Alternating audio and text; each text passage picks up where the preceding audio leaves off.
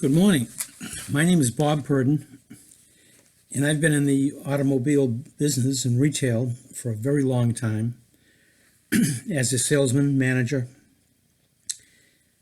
and probably the longest was out traveling through the marketplaces of the continent, Canada, U.S., outside U.S., Panama, Puerto Rico, have you.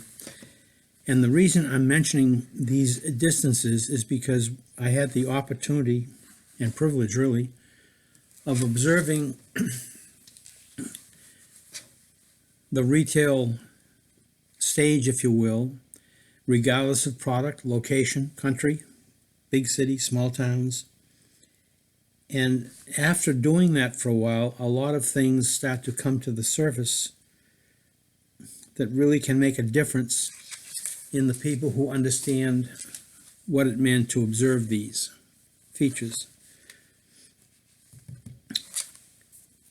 What always frustrated me was the actual vagueness of the business that I was in, which had a foundation explained this way: sale, exchange of something for money.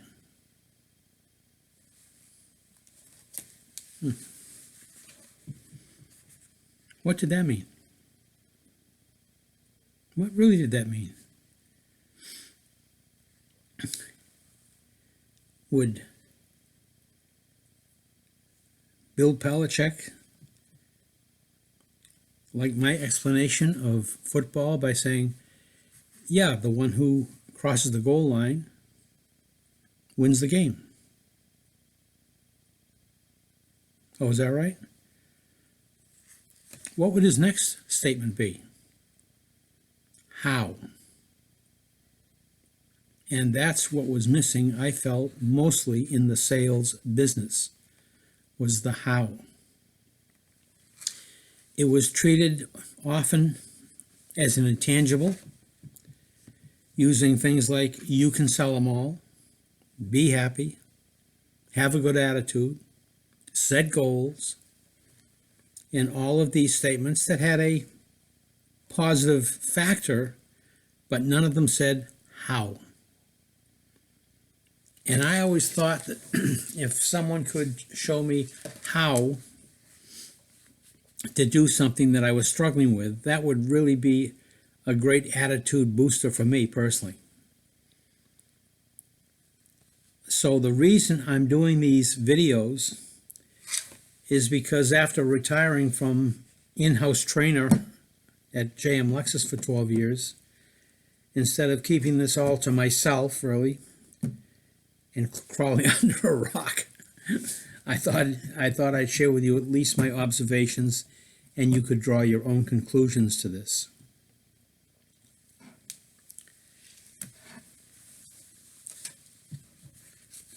The number one product, as an example of a very successful corporation business,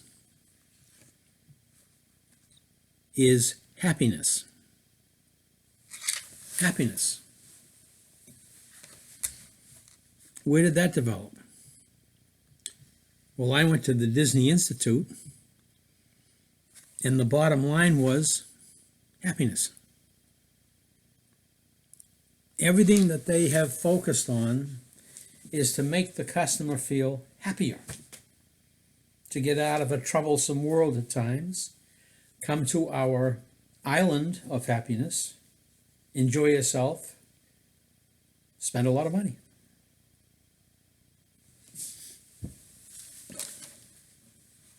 And I found that the automobile business, as an example, I'm not critiquing it only, but as an example, I never found that consistent objective. And I would hear sale as an objective. But sale is a score. It didn't tell me how. So if my organization is designed to sell, okay, but what's missing is how. Now, I've shopped for years dealerships. I've observed dealerships on the showroom floors for years, and every time I was at a dealership, it was for a week. It wasn't for a day. And I found that in observing and shopping these dealerships, that most salespeople did not have a game plan. And I'm not critiquing them, they're good people, but I'm critiquing what they knew. They did not have a game plan. They didn't know what they were going to do first, second, third, and fourth. They would meet the customer and hope that something happened. And every now and then they'd meet the natural buyer who would lead them through the sale, because he'd say, do you have? Could I take a peek at it? Could I take a ride in it? Could we figure out what it's going to cost? Thank you. I'll buy it. That's a natural buyer. They're dealing locally. They don't want to argue about it. They want to get it done. I was one of them. But really, that is not the essence of the business. And what was hard to define for our people as we traveled and became more convinced that there was a tangible aspect of this business of sales was product. When we thought about it, we knew that nothing could happen if a product wasn't selected. Whether it be a department store, clothing store, mall, no matter what happened, if a product wasn't selected, business could not be done.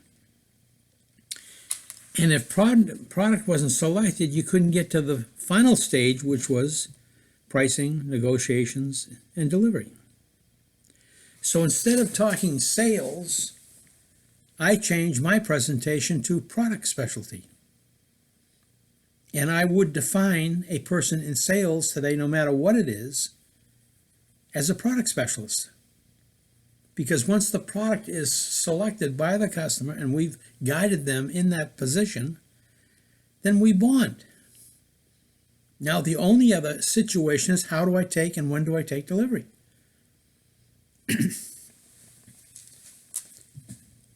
So first, I'd like to identify what product is. In my business, it used to be automotive.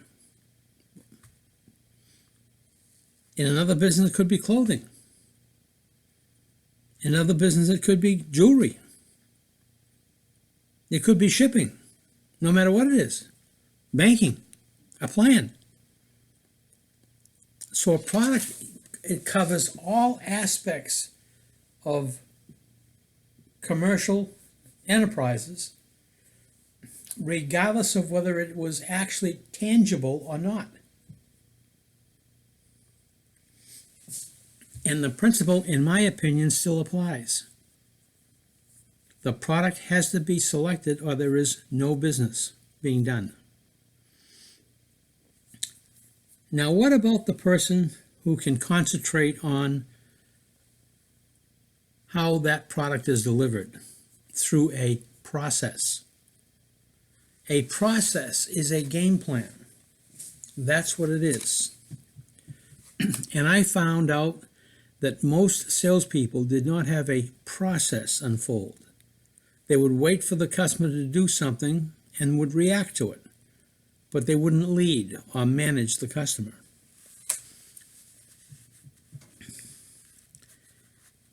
So if there is a process out there that they could concentrate on, how difficult would it be to identify it? Well, I'll explain it. Greeting, number one. Selection of a product, number two. Presentation of a product, number three. Demonstration of a product, number four. Selection of a product, number five.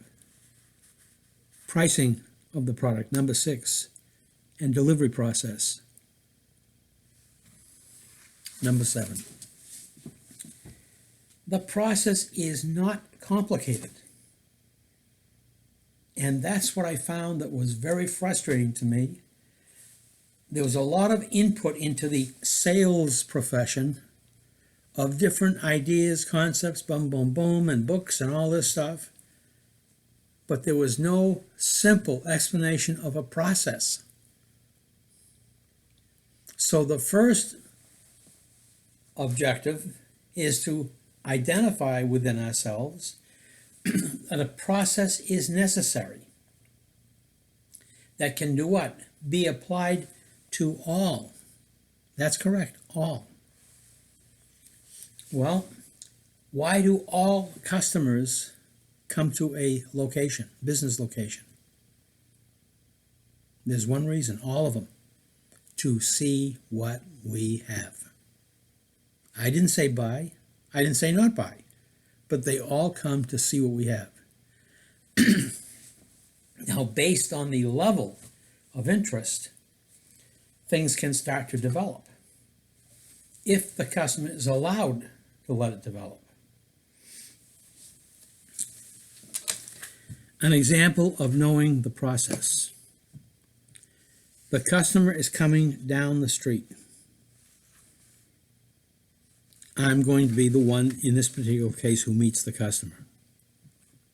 What am I going to do, process-wise? Hi, welcome to ABC Motors. My name is Bob Purdon. Here's my business card. And your name? Wojciechowski? Excuse me? If I don't mind taking a minute, how do you spell that? Why? Because I can't remember names when I hear them the first time. So I spell their name, or their names, on a piece of paper.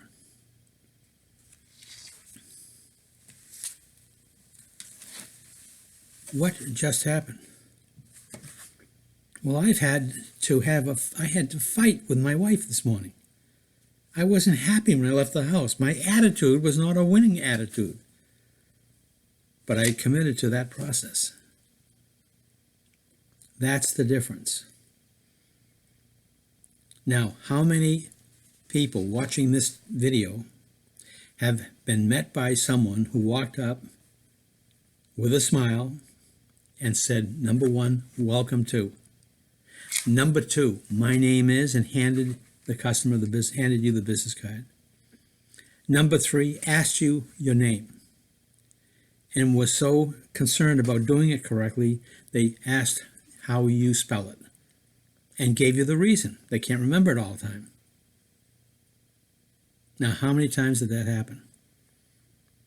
And I fundamentally was not in a good mood. But process is what carried me through that moment.